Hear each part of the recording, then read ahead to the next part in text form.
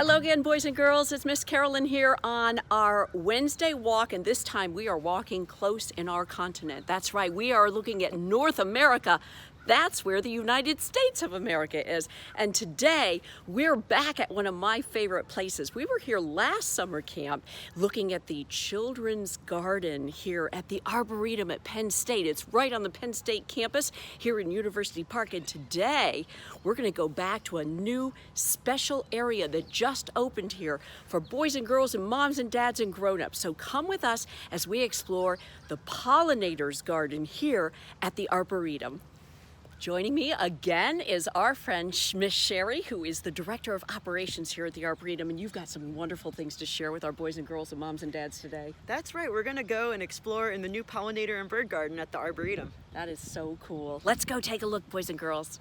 Oh, one thing I first remember is last year about this time it was all boarded up, and now it seems so open and big.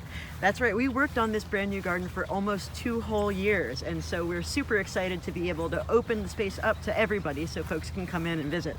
And once again, go over the times that people can come and where they park and all that good stuff as we walk towards our first part of the pollinators garden. The Arboretum's open every single day of the year from dawn till dusk, so you can come any day you like. And parking is across the street from the Arboretum at the Cat's Law Building. Okay, I noticed something smells very delicious as we walk past this first set of gardens. Yeah, so all the plants in this area of the gardens are put here because they're super attractive to different kinds of insect pollinators. So the thing that you're smelling that smells really, really good is this white flowering nicotiana sylvestris, which is also called flowering tobacco. So these long white tubular flowers actually get pollinated by moths, mostly in the evening, and the plants are actually much more fragrant in the late evening and the early morning, which attracts the moths to pollinate them. How did you guys decide where to plant, what to plant where? How did that all take place? Well, we worked with lots and lots of experts. So we worked with landscape architects and plant scientists and people who are experts on birds and people who are experts on insect pollinators. And we came up with strategies for how to design the garden in a way that really helped attract the most insect pollinators and the most birds. And really the idea is that we want visitors to the garden to be able to see and appreciate and explore the incredibly wide variety of pollinators and birds that live in our part of the world here, and all the different plants that live in ecosystems with them. We noticed the gate behind you, and that's important for all the moms and dads, I guess, who come out to visit.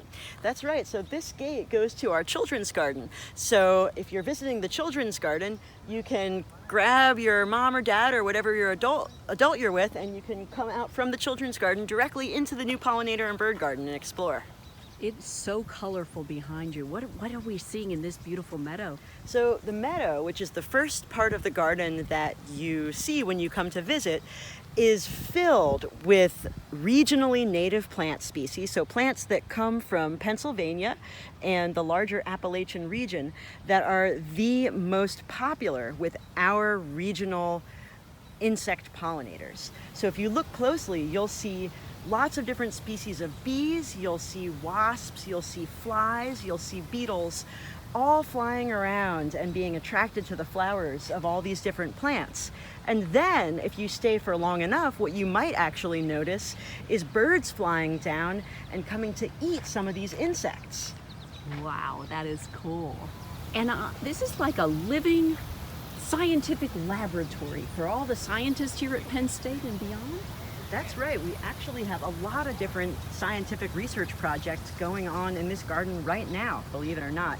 Everything from plant biology to entomology, which is the study of insects, to ornithology, which is the study of birds. Nice walkways, wide and handicap accessible, and everything's for everybody. That's right. Here. Listen for all the sounds too when you come.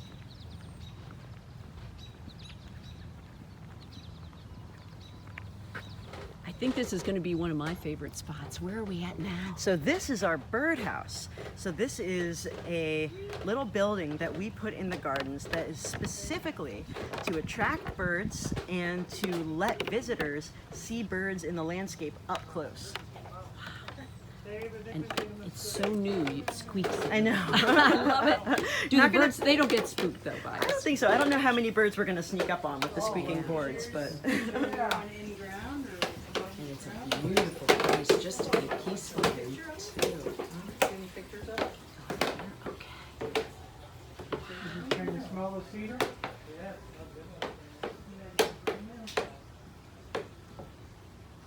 Nothing is planted though as far as bird life, right? They all come naturally to these places? that's right. One of the amazing things about the part of the world where we live is that we have hundreds of bird species, both resident year-round and migratory.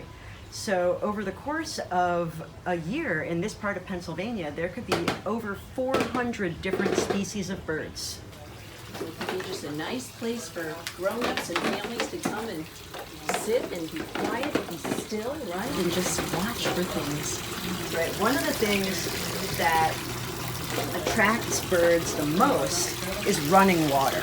So this fountain here is going to run all year round. We actually have a heater in it so that the water doesn't freeze over the winter. And we're really hoping that birds that live in our area during the winter, like catbirds and titmice and cardinals, will come here to drink and bathe in the open running water all winter long, and people will still be able to see them. We have so many places to see here, and I'm not going to show off everything because I want you to come, but this is really beautiful. What are we seeing? I thought it was bamboo, but So this is a willow arch, and the willow is actually harvested from Penn State. We cut it, and then we brought it here, and then we wove it into this archway. There's a metal frame underneath that you can't really see, which was helpful. It'd be really hard to weave this without anything, supporting it, Yeah. holding it up. It's beautiful. Cool for selfies and pictures Right. here amongst nature. I am looking at, I can't even imagine the number, tens and tens of thousands of things. And you said we're almost there in the planting part and all the volunteers who helped with this? Yeah, so I don't know if you can imagine this, but in this garden, there's 143,000 plants. Wow. Yes. So we still have a few thousand left to put in, but that's nothing compared to what we have already planted. Wow. And there we have some grass growing, so that's why they have the watering right now, but it should be natural very soon. Looks like we're at a place that I'm somewhat familiar. I see some vegetables and different things here. Yeah, so we have a lot of vegetables and a lot of annual flowers here. One thing that's really amazing is how many of our vegetables and fruits rely on insect pollination. So basically, over a third of the food you eat relies directly on animal pollination. These are just some of the bounty of the vegetable gardens. There you see all these delicious onions that are just ready. Imagine what those taste like, boys and girls. And then the annual flowers and all sorts of great things. And all this food is put to good use. That's right. Every Wednesday, we deliver a donation of food to the State College Food Bank. Sherry, it looks like an unusual box you have there, but it has a really good use. Yeah, so this is a wild bee hotel. So even though we know honeybees really well, and we know that honeybees live in hives, there are hundreds of different species of bees in our part of the world, and most of them live by themselves. So each one of these little tubes or little holes is the home of a single bee. This is amazing. Specially built here at the pollinators garden just for the pollinators. They need a place to stay.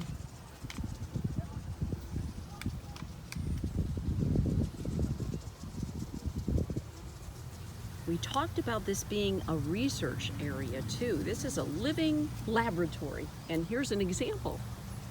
Yeah, so this looks like a tent, but it's actually a structure called a malaise trap, and it is designed to capture insects.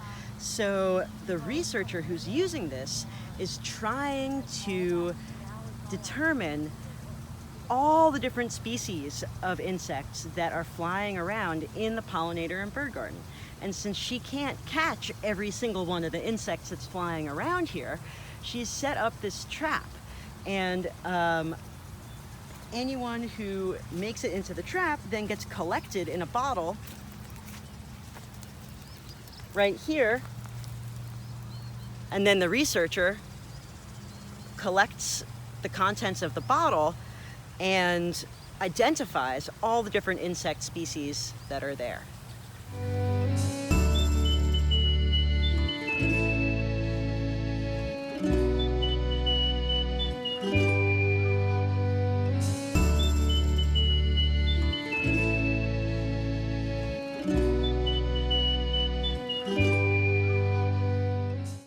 Well, Miss Sherry, you have been just instrumental in helping us explore this beautiful new space. And what would you like boys and girls and grown-ups to do? Well, I hope that you guys all come out and visit the gardens sometime soon and explore on your own. This is all North America, and that's the continent that we're looking at, and we can be right here on our own continent exploring wonderful things. You can be here in central Pennsylvania exploring the plants and the insects and the birds that make this region so wonderful and unique. Wonderful. Well, we'll wave goodbye to Miss Sherry, Thanks, and we hope to guys. see you soon. Thanks, Miss Sherry.